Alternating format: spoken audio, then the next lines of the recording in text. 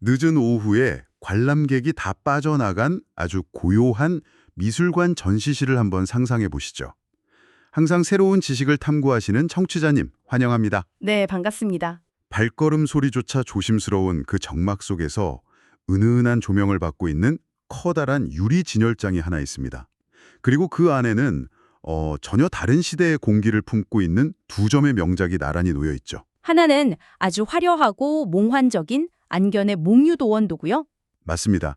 그리고 다른 하나는 몹시 차갑고 쓸쓸한 김정희의 새안도입니다. 오늘 우리가 파헤쳐볼 자료가 바로 찾은 꿈, 몽유도원도, 그리고 몽유도원도와 새안도라는 흥미로운 텍스트인데요. 네네. 이 텍스트 속에 등장하는 장도영 교수와 김성일 박사의 대화를 바탕으로 시대도 배경도 다른 이 두 그림이 어떻게 완벽하게 똑같은 숨결을 내뿜고 있는지 그 비밀을 해독하는 게 오늘 탐구의 핵심 임무입니다. 아주 중요한 임무네요. 사실 미술관에서 그림을 감상한다고 하면 우리는 보통 화가가 캔버스 위에 남긴 붓터치나 색감, 구도, 약간 이런 시각적인 요소들의 시선을 뺏기기 마련이잖아요. 그렇죠. 아무래도 눈에 확 들어오니까요. 네. 그런데 오늘 탐구할 이 자료들은 우리의 시선을 완전히 다른 곳으로 돌려놓습니다. 그림 그 자체의 아름다움이 아니라 그림 주변을 빼곡하게 채우고 있는 텍스트, 그리고 그 글을 남긴 사람들에 주목해야 한다는 거죠. 그러니까 텍스트와 사람들이요? 맞습니다. 예술을 어떤 고정된 사물이 아니라 사람과 사람이 만나는 유기적인 네트워크로 바라보는 시각인 겁니다.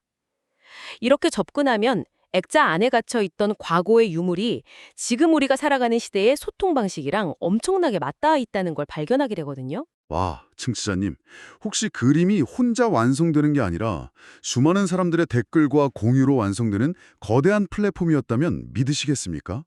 오늘 이야기를 끝까지 들으시면 아마 미술관에서 그림 보는 방식이 완전히 달라지실 겁니다. 자, 그럼 15세기 조선으로 먼저 가보죠. 네, 좋습니다. 이 몽유도 원도라는 거대한 플랫폼이 어떻게 열렸는지부터 살펴볼 텐데요.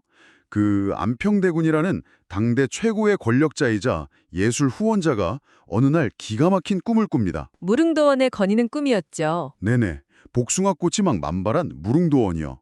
그래서 안평대군은 당대 최고의 화가였던 안견을 불러서 그 꿈을 그림으로 그리게 하죠. 여기까지는 뭐 한 개인의 환상을 시각화한 아주 평범한 산수화 제작 과정 같습니다. 그렇죠. 흔히 있는 일이죠. 그런데 진짜 놀라운 일은 이 그림이 완성된 직후에 벌어집니다. 안평대군이 이 그림을 혼자만 보는 게 아니라 자신과 교류하던 21명의 핵심 지식인들에게 보여주거든요. 21명이나요? 네, 신숙주, 정인지, 박팽년 같은 당대 최고의 문인들이었죠. 근데 이분들이 그냥 그림을 쓱 보고 마는 게 아니라 각자의 철학과 사유를 담은 감상평, 즉 찬시와 찬문을 그림 뒤에 막 이어 붙이기 시작합니다. 물리적으로 종이를 계속 덧대어 가면서 글을 써내려 간 거예요. 아니, 전 이 부분을 자료에서 읽으면서 진짜 소름이 돋았어요. 청취자님, 이걸 현대식으로 생각해보면 정말 재밌거든요. 약간 안평대군이 구글 문서, 그 구글 닥스에 접속해서 나 어젯밤에 진짜 멋진 꿈 꿨어 하고 그림 파일 하나를 띡 첨부한 겁니다. 완벽한 비유네요. 그랬더니 당대 최고의 지식인 21명이 그 링크를 타고 우르르 들어와서 줄줄이 장문의 댓글을 달고 서로 의견에 살을 붙여가면서 거대한 스레드를 형성한 셈이잖아요. 일종의 조선시대판 집단지성 스레드인 거죠. 수준이 아니었다는 겁니다. 장도영 교수의 분석을 보면 이게 거대한 지적 네트워크로 작동을 해요. 단순한 친목 도모가 아니었다는 거군요. 그렇죠. 안평대군이 제시한 무릉도원이라는 시각적인 프롬프트를 바탕으로 문인 공동체가 함께 지향하는 이상향, 다시 말해서 집단적인 꿈을 텍스트로 축적해 나가는 과정이었던 겁니다. 공동의 사유 공간을 창출한 거네요. 근데 여기서 제가 약간 반문하고 싶은 게 있어요. 네, 말씀하시죠. 아무리 훌륭한 철학적 토론장이라고 해도 시작은 결국 안평대군이라는 당대 최고 권력자의 꿈이잖아요.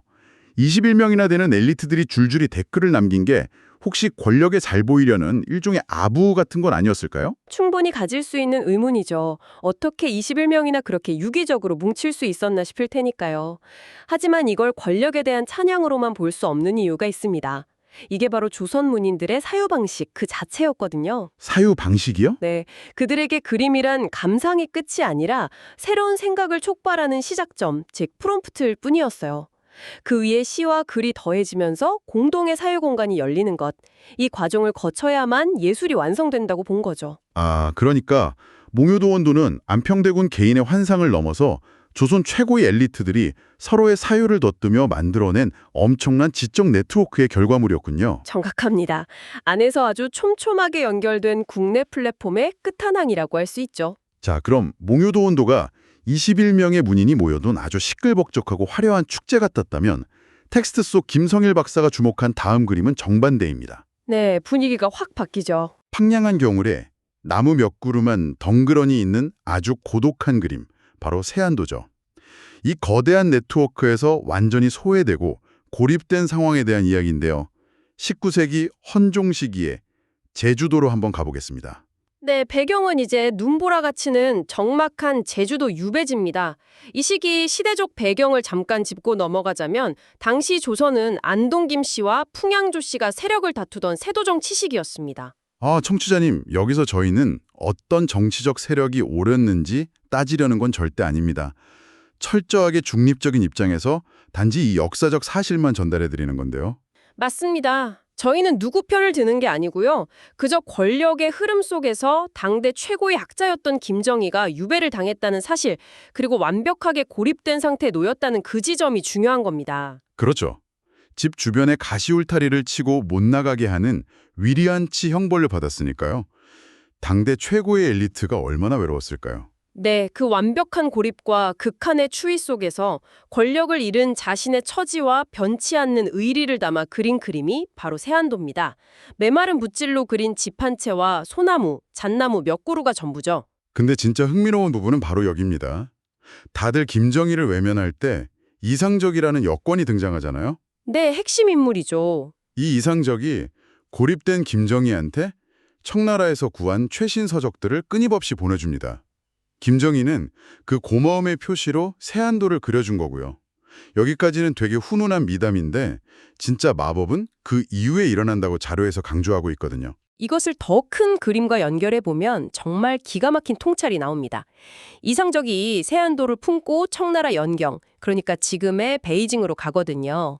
당시 조선은 쇄국 정책 중이라서 합법적으로 국경을 넘어 청나라 지식인들과 교류할 수 있는 건 역관들 뿐이었어요. 아, 통역사가 아니라 지식 유통망을 준 실세였네요. 맞아요. 이상적이 연경에 가서 청나라 문인들을 모아놓고 이 세안도를 보여줍니다. 위대한 학자 김정희가 섬에 갇혀 있고 자신이 책을 보냈더니 이런 그림을 그려줬다 하고요. 와, 그 말을 들은 청나라 문인들의 반응은 어땠나요? 몽유도원도 때처럼 줄줄이 붓을 들기 시작합니다. 김정희의 처지에 공감하고 두 사람의 의리를 찬양하면서 찬문과 찬시를 덧붙인 거죠. 김성일 박사와 장도용 교수의 대화를 보면 이 과정을 통해 세안도가 조선과 청을 잇는 국제적 문인 네트워크로 진화했다고 분석합니다. 세상에. 그러니까 국경을 넘나드는 이동식 플랫폼이 된 거네요. 정치적으로, 물리적으로 가장 고립되어 있던 김정희가 역설적이게도 이상적을 통해서 당대 동아시아에서 가장 강력한 국제적 네트워크를 형성한 거잖아요. 이거 진짜 너무 아이러니하고 멋지지 않나요? 완벽한 역설이죠. 혼자 쓸쓸하게 그린 작은 그림 한 장이 수많은 해외 지식인들의 사유를 빨아들이며 거대한 두루마리로 팽창했으니까요. 그렇다면 이 모든 게 대체 무슨 의미일까요?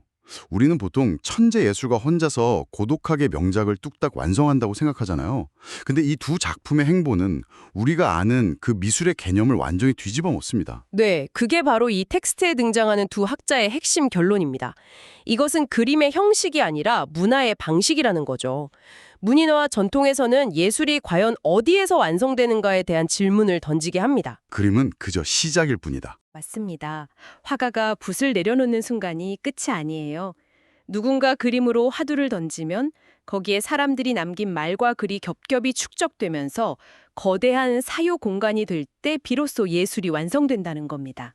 아, 결국 몽유도원도와 세안도는 단순한 그림이 아니라 국경과 시간을 넘나드는 관계 그 자체였네요. 네, 그 별자리처럼 복잡하게 연결된 네트워크와 관계망 속에서 비로소 진짜 작품의 생명력이 생겨난 거죠. 와, 오늘 탐구 정말 놀랍습니다. 안평대군의 환상을 21명의 지성인들이 구체화한 국내 플랫폼 몽유도원도, 그리고 김정희의 고독한 유배지에서 시작해 청나라 문인들의 찬사를 흡수하며 팽창한 국제적 플랫폼 세안도. 네, 두 작품 모두 텍스트와 관계가 축적되어 완성된 거대한 플랫폼이었죠. 청취자님, 오늘 이야기를 들으시고 나면 앞으로 미술관에서 그림을 보실 때 액자 안에 물감만 보시진 않을 겁니다.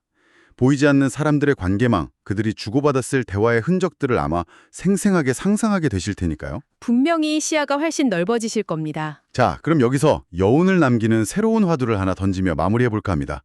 조선의 문인들은 그림 곁에 시와 글을 덧붙이는 방식으로 예술을 만성하고 자신들의 지적 네트워크를 증명했는데요. 청취자님, 까마득히 먼 미래의 역사가들이 지금 21세기의 우리의 문화를 돌아본다면 어떨까요? 오, 아주 흥미로운 상상이네요. 어쩌면 수백 년 뒤에는 우리가 매일 디지털 공간에 남기는 이 댓글창 자체가 21세기 인류가 완성해낸 거대한 현대판 몽유도 언도이자 새로운 형태의 예술작품으로 평가받진 않을까요? 여러분이 오늘 남기실 생각의 흔적 한 줄이 과연 어떤 그림의 일부가 될지 즐겁게 상상해 보시길 바랍니다. 오늘 심층탐구는 여기서 마치겠습니다. 함께해 주셔서 감사합니다. 감사합니다.